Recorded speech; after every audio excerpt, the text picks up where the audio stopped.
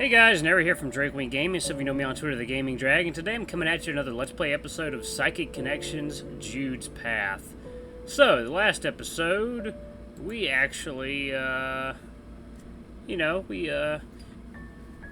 to get up a little early in the morning, wander around, run into a couple people. We ran into Dan. He's a really interesting guy. I wonder who he was, talking to in that room. Very vigorously. But anyway, guys, let's jump right into it. Thank you for joining me, and let's have some fun. I can see that Dan is slightly sweating. I guess he and his friend must have done some sort of morning workout. Oh yeah, they really did. Anyway, if you don't mind, I have to go hit the showers. See you around. Sure thing. I watch the large hyena as he walks away. He seems surprisingly worn out this early in the morning. Some people take the whole workout thing seriously, I guess. I don't think I could start my mornings that way. Back in my room, everything looks just as I left it this morning. My little kitty is over here being sweet. Sweet boy. I really need to sit down and find time to really settle in and unpack what few belongings I have. My thoughts are cut short by interjection of my phone. It looks like the others are all awake. Morning, guys. Good morning, Zoe. Elliot, your cap's locked. Oops, sorry. Well, I'm sure you haven't forgotten, Zoe. I just felt it was pertinent to remind you of our class starting in a short while. Yes, Mom. Don't worry, I didn't forget. What class are you guys taking this morning? It's an intro into an astronomy class. Wait, really? Me too. We know. Quinn told us we shared a class this semester. I deduced it was astronomy, as my other classes seemed inappropriate. I guess that makes sense. He's probably taking a ton of business and finance type classes. Still, it's a bit surprising that they knew and didn't tell me. I guess they didn't want to make me uncomfortable.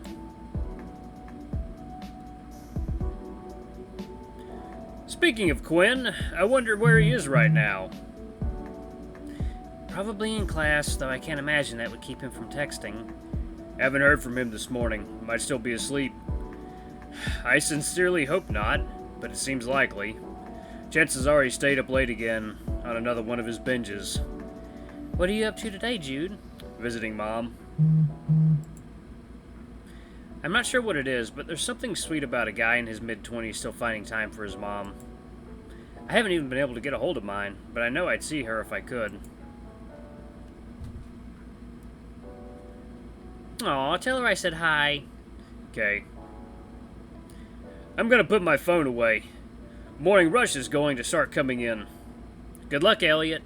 I'm sure it'll be a good day thanks to you, Mason. Barf. I guess we'll see you in class, Mason. Definitely. Moving over to my bed, I plug my phone into charge for a few minutes before I head back out to class. I'm a bit curious if Quinn is actually still asleep, but I don't even know which room is his, so it's not like I can check up on him. I wonder what kind of premonition told him we were all sharing a class. Did they only sign up for the class because Quinn told them that they had done so in the future? I might be jumping to conclusions, but even so, that would be a bit concerning if they relied on Quinn to make major decisions like that. I am probably reading too much into this, though. It feels like my brain is going to turn inside out the more I try to understand half of their social dynamics when factoring in psychic abilities. At least I can think about the idea of it all without having some sort of meltdown. I can't imagine how freaked out they must have been yesterday when I just stormed off into the bathroom. That definitely wasn't my best moment, and I don't think I've ever felt that overwhelmed before. Well, that's not true. I freaked out pretty badly when I woke up after the accident. It feels like every time I find myself in a new setting, I find myself shocked by some huge shift in my life. Maybe I'm just bad at adapting to new information. I'm gonna go ahead and save it right here. I remember it took me longer than it should have to even comprehend that my parents had gotten divorced after my accident. Speaking of, my dad still hasn't texted me either. I guess I should assume I'm on my own when it comes to money. Whatever, I'll just think about what to do about that after class. Maybe Zoe or Aiden have some ideas of what I can do. God, does your dad just not care about you? Getting in my classroom proved to be easier than I'd expected. Maybe it was because I'd gotten lost so many times that I'd just gotten used to running behind. Finding the science building while exploring the campus this morning definitely made it a lot easier to find. Walking in, I can see Zoe and Aiden sitting in the front row. I'm not exactly the type to do that, so I move to grab a seat in the back. Mason, what are you doing, silly? We've got a seat open here. Well, that's just perfect. Be right there. How exactly does this whole psychic radar of hers work anyway? Do I just walk into a room and she knows exactly where I am? I wonder how far away I need to be for her to no longer be able to sense me. I was wondering when you'd show up. The class is going to be starting soon. Doubtful. This professor has a reputation for being late. I suspect we have several minutes yet before we begin the lecture. It's good to see you made it, Mason. I was worried you might have dozed off on a mound of dirt somewhere. What? Aiden, that's so rude. It's fine, Zoe. He's just joking about something earlier. You had to be there. You guys have an inside joke? No way, you can't do this to me. Tell me what happened. Good morning, everyone. Sorry I'm a couple minutes late. Small paper jam with the printers. This is Intro to Astronomy. You may call me Mr. Branson. The instructor drops a stack of papers in front of Aiden and motions for him to take one and pass it on. Moving around the room is your copy of the syllabus, as well as instructions for the class project. Class project? Yes, class project. And please, save your questions until the end. We've got a lot to get through. Zoe grumbles as she sits back in her seat. We all then resign ourselves to another orientation. Most of what Branson says is standard for a course introduction. Yet another series of guidelines that sound similar to every instructor's expectations for their class. Looking over, I can see Zoe has begun doodling stars over her syllabus, while Aiden is taking notes in a small black notebook. Now, the project that I'd mentioned, you will all be writing a research paper on a constellation of your choosing. You'll be expected to provide both scientific and cultural background. The rubric is on the back of your syllabuses. Syllabi? Anyway, are there any questions? Aiden doesn't even wait to be called on. He simply raises his hand and begins speaking. Are we meant to pick different constellations? What about group cooperation? Is there a curve we need to be aware of? The teacher looks astounded as Aiden continues to bombard him with questions. I understand wanting to be informed, but it's just the first day, and the wolf is just relentlessly assaulting the instructor with inquiries. The rest of the class period is spent answering student questions and concerns.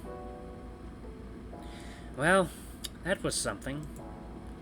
Definitely. Not a fan of having to put a whole research paper together on a constellation.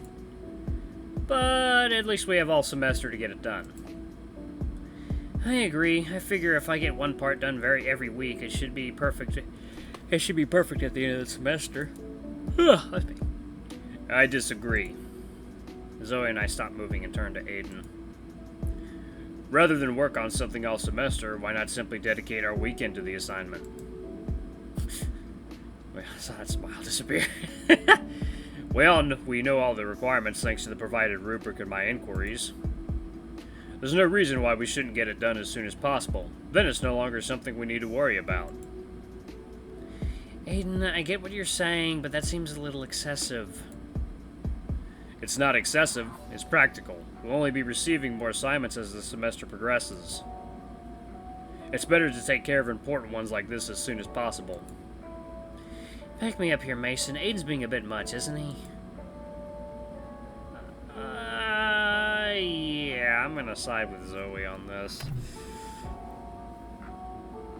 Some of my best work is done when I procrastinate.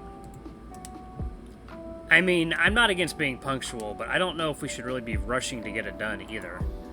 We've got time. I don't see why we shouldn't use it. Exactly. We don't need to be in a rush. Besides, we both know regardless of what I say, you're going to finish your assignment this weekend anyway. Aiden simply grumbles while Zoe looks at him with a face mixed with victory and pity. Tell you what, this weekend, while it's still warm, we make a trip out into the woods. We'll find a nice clearing and get some shots of our constellations in the local area. That's bound to be worth some bonus points with the instructor, or at least show some extra effort. Well, that certainly would be a good start. The camping part isn't ideal, but it's necessary to avoid the light pollution by the city. That sounds pretty cool, actually. I can't remember the last time I've ever gone camping. I'm not done. If we do this, I want you to agree to come to Jude's birthday celebration. Zoe, you know how inconvenient... Those are the terms. Take them or leave them. Aiden sighs and begins pacing. He mutters silently to himself while Zoe simply watches on. Is being forced to attend Jude's birthday that big of a deal? Fine. You have a deal. Yes! Alright, we've got to plan it then. Is there anything I can do to help? Honestly, just keeping your weekend free should be enough. This is going to be so fun. The panda is practically shaking with excitement. I have to agree, this does sound like it'll be fun. It also seems like a great opportunity to spend some quality time with everybody. Right. Well, let's not get carried away. Our priority should still be getting quality pictures for our respective reports. Yes, of course, Aiden. Absolutely. The work comes first. Why do I get the feeling this trip will be overrun with tomfoolery? Regardless, I'll be going to the library to get some books to get us started. Sounds good.